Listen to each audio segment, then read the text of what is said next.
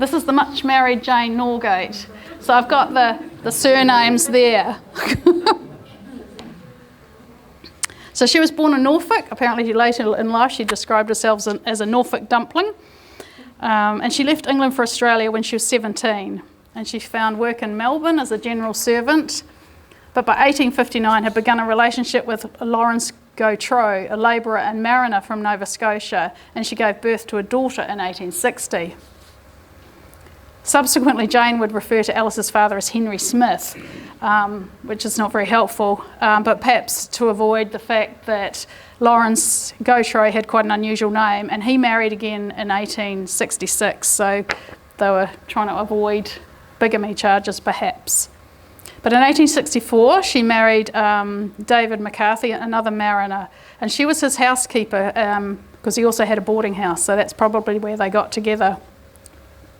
But that marriage didn't last long, and in 1868 she married again, bigamously, and she may not have been fully aware of the illegality of what she was doing. As her descendant Cynthia McCorgan, who's done a great deal of research in this, she's noted that she didn't try and conceal her identity, she didn't change any of the personal details from the last time she got married, but she just said she was a spinster instead of a married woman, or a widow was a favourite.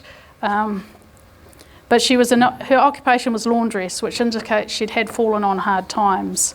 And this time she married a Norwegian mariner, Martin Peterson, but again, the marriage was fleeting, and she left for New Zealand in the same year.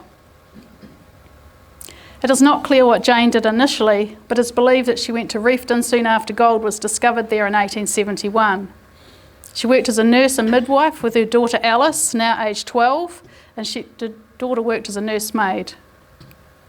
In 1876, as Mrs. T. O'Brien was the alias of one of her first marriage, but she was appointed matron of Reefton Hospital. And also employed at the same time was a wardsman, David Ogilvie Preshaw, who incidentally actually was earning twice as much as Jane. But in 1879, Jane, who was now a widow, married Preshaw. And by all accounts, the marriage was a very happy one, and the pair ran the hospital as a devoted team. And after working together for 25 years, the couple retired in 1901. And David died in 1903, but Granny Preshaw, she survived her husband for another 23 years. And she spent her time gardening, and she was really into flowers. Apparently she had a lot of flowers in her garden. And so she died when she was 87 years old.